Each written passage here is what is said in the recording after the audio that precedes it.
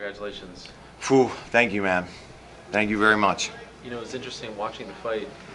When he had you on the ground and it seemed like it was getting a little dicey, even Rogan said it and we were kind of saying to each other, like, why didn't he just get up and tell Charles to get up with him? Why did you want to go? Like, were you trying to prove a point there?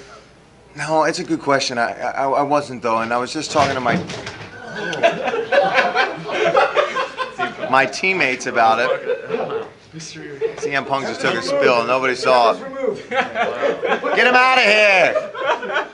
Straight edge my ass! Can't take him anywhere. And, You have one brownie, you know. I honestly, I landed some elbows, and he actually hit me with a couple of really good leg kicks. And in MMA, man, when you can get top control and if you can keep it and land strikes like I do, it's just a dominant position. And I think we were both getting a little tired together too because the grappling was kind of mixing around a little bit. And when you're in the heat of the moment, it's one of those things. It's hard to tell yourself, I'm on top of this guy right now and I'm elbowing him, get up and start it fresh. Even though I clearly probably would have had the advantage. I'd already touched him a few times and I wasn't really worried about his punching power. But yeah, I don't know. It's one of those weird things. It worked out though, so yeah. Did you notice that he tapped?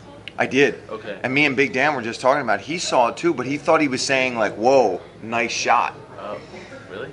Hey, in the heat of the moment, I'm doing my job. I just know you tapped. I saw me pause for a second, and then he's still there, and the fight's not over. And you better believe I'm not stopping until somebody pulls me off. I couldn't believe how many more I actually got off before the fight was stopped. You waited to see if the referee was going to step in. Yeah, and then and it probably on camera, it probably looks like it's about 0.01 of a second, but for me it feels like 10 seconds of me being like, is it going to be over? But in the heat of the moment, it probably looks like that.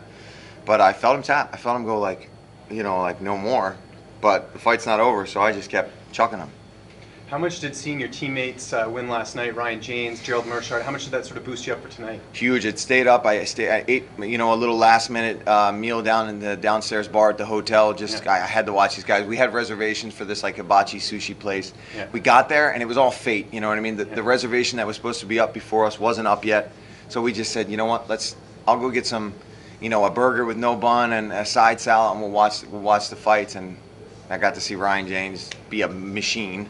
Yeah. And my boy Gerald, who had been training 3 camps in and out, to see him finally let his strikes go. Because in the gym, the guy's a killer, an absolute killer. For him to get the bonus, I'm over the moon for him, man. It's awesome. I love that guy. How was it having 2 Canadians down there training there? And you had Ryan and then also John McDessie there. Yeah, John's got his own style, man. And Duke loves it because comes from a traditional martial art background. So those two dudes are gelling. And the team's on fire right now, man. Win, lose, or draw, everybody's got a great... we got a great mindset with each other and a real brotherhood down there, or up there or over there, wherever I'm at in Milwaukee. And I love those guys. I really do. I live there. I stay there. I put my whole 6 to 8 weeks with those guys, and they're my brothers. So when we make that walk together, man, I look at every one of them, touch gloves, and never have I felt like that going into a fight. And I know that if I fall and it doesn't work out, we did everything that we could. Yeah. To prepare for. And how much did it help that they all had fights coming up? And there's a couple guys you got fighting on that LFA 29 card coming up. Of course. I mean, these guys are. This is one of the first teams that I've been with where they don't go away. They don't disappear. They're not worried about themselves. They're not talking trash on their fellow, teammates or countrymen and calling guys out. There's none of that crap in our gym. We're a small gym. We train together every day. We go out together. We eat together, and we take care of each other. And it pays off. Like I said, it's not always about wins and losses. It's about how we handle it in private afterwards. And tonight's celebration is going to be epic. And I don't mean that in getting drunk, but we're going to sit down in my room tonight. Craig's going to crack a soda. I'm going to have some beers, and we're just going to finally relax a little bit. Where did you sleep in this camp? I was staying at teammates' houses because we don't want to be there all the time in the gym. But most nights, just in the futon when I was tired and just sleeping in the back again. But do you want to take a step up now? You want a couple fights? You want to get something a little more permanent? No. Yeah, it's that Spartan lifestyle that I think gets me ready, and it sucks. And I think it has to suck for me, not for everybody. The more money I make, I could have afforded an Airbnb. Yeah. I rented a car this time, though. A Ford Fiesta. Ford Fiesta for 6 weeks. What's next for you as far as an opponent? Do you have anyone in mind? Anyone you want to fight after this? I'm thinking about it. And the opponent doesn't matter to me so much as long as it's somebody I want to fight 5 rounds. I want to finally get a little shine. And I'm not saying that the UFC hasn't done a great job of marketing me. They put me in these spots where I'm the main event in the prelim. They tried to get me a big fight with Iaquinta. But I'd love to go 5 rounds. I see some of these guys, the heavyweights, get a lot of shine, and I don't care where I got to go. Put me in a 5-round fight, I'll go there. I'm nearing the end of this contract. I want to sit down. Obviously, I'm not going anywhere. I'm staying right here. You like the UFC? I love the UFC. I love working for these guys. I'm probably going to hopefully try to work with them, even well after I retire. But as you can see, I think I proved tonight the fighting is first and foremost, and I'm not going anywhere with that. How many fights left? Just one more after this. Okay. So, it depends on how they want to play it. Obviously, I want to just renegotiate whenever they want to negotiate, but we'll see. But I don't want to try to play the game and, let it ride out and seek other. That's not what I'm trying to do. The elbows now, it's like a finishing move for you. Yeah. It's been like this thing that we're starting to expect out of you.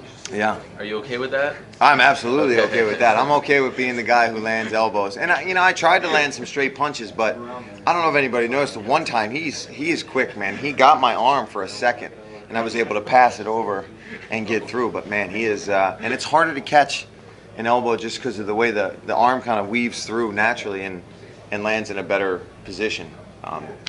Whereas when you extend, guys can pass it over, arm bar, transition to your back. So the elbow, man, it's something we work. It's something we work all the time with my coaches. I noticed that your knuckles here. Or Yeah. Not your knuckles. That's not your knuckles. Like, Well, yeah, here, they're all cut up. Yeah, this isn't even from the fight. This is from Thanksgiving Day. We had a morning training, and I was feeling live, and I pulled the ground and pound dummy out. And it's one of those leather with the edges on the dummies that look like a person type little MMA dummies. And, I knew it was Thanksgiving. I wasn't going to get a lot of training in that day, so I just did 3 5s, just going wild on the bag. And this is like last week. I ripped my knuckles all up, and I was like, oh, shit, these are going to be all busted up for the fight. But it didn't bother me. I have to ask you about the mouthpiece. Yeah, Well, I you got have it. Peppa Pig with me. Oh, man. Yeah. It hit me right in the heart. I seeing saw that. your. Oh, man. I was like, I'm glad I he sent it like. to my mom. I mean, Yeah. that's a show that we watch all the time. Why? Peppa Pig. It's incredible. Yeah, jumping in muddy puddles, baby. What Yeah. inspired that? Is that My daughter absolutely loves the loves show, and she's got about 6 Peppa Pigs. George, I want to get her. I don't even know if they make the dinosaur, but I want her to have. They do. So she goes, "Rawr!" The Yeah, dinosaur, scary. She does the whole thing. So, and I'll tell you, I saw her today. Christine sent me videos of her eating noodles, and she's amazing how big she's gotten in the 6 weeks that I've been gone. I got to see her one time in between, so I cannot wait. And everybody's been doing a great job at home, letting me FaceTime whenever they can. Everybody's got work. When my mom's watching her, when she's got got daycare. It's everybody back home. I just want to say, to anybody, I love you guys, and I can't wait to be back. Does she know that you did that? Yeah, she saw the picture of it when I first got it, and I just thought of it last minute. I was like, because the last one I did, the Irish Dragon, and it was real basic, but and I've done one for my dad when he was suffering from still going through the battle with pancreatic cancer, and this one, and it's got purple in it too, which is obviously the color for pancreatic cancer awareness. So I kind of got it all covered with this one, and I felt it, man. I looked at it a couple times, and I had my dad's chain from when he was like in his 20s. This thing has been around, and he, when he passed away, he was in his 60s. So had a lot of things gelling right, and then of course I get caught in I don't know, was it Anaconda or Darce? I don't even know which one it was, but it was tight. And I literally thought about those things when I was down there. I was like, you got to keep going, and we got out. It was dicey though.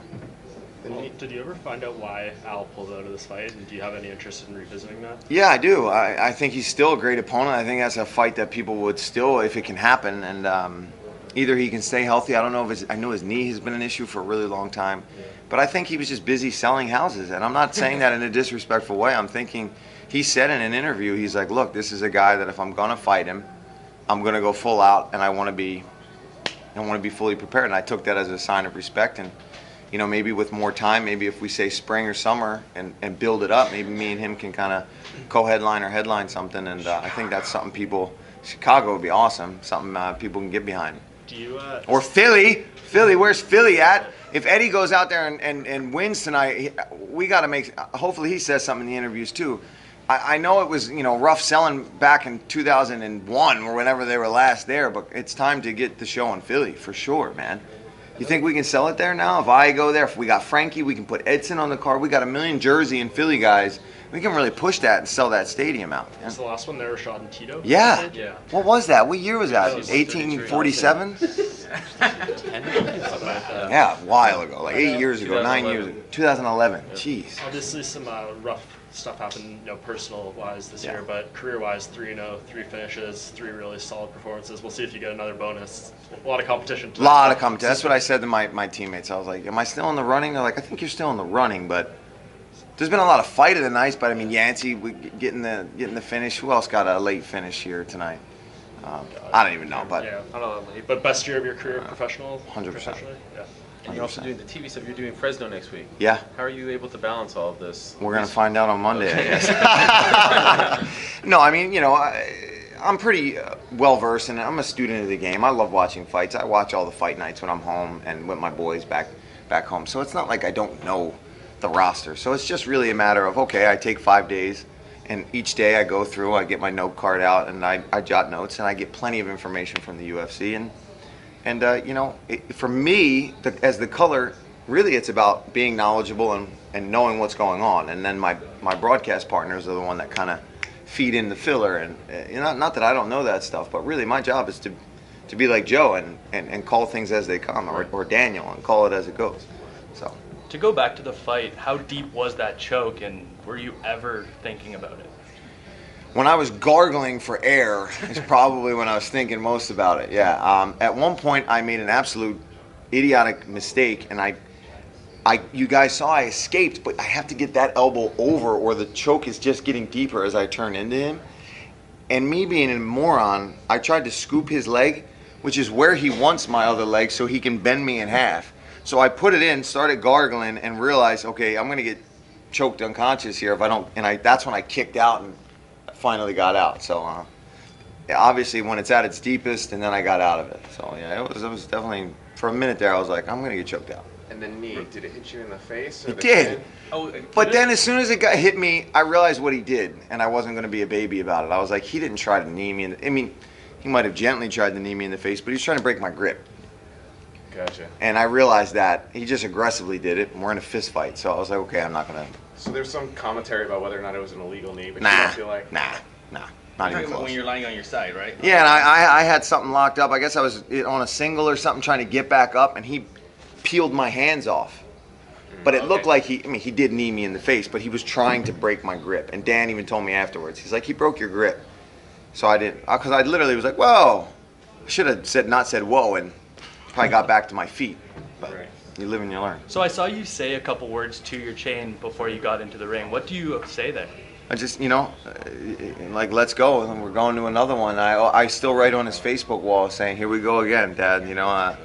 I said, we got a beer for you back at the house, and I tagged my brother in it, and we'll probably cry one out a little bit, get a little drunk, and when I get back tomorrow, it's Daddy-Daughter Day and Philadelphia Eagles time. So it'll be a good Sunday, a damn good Sunday.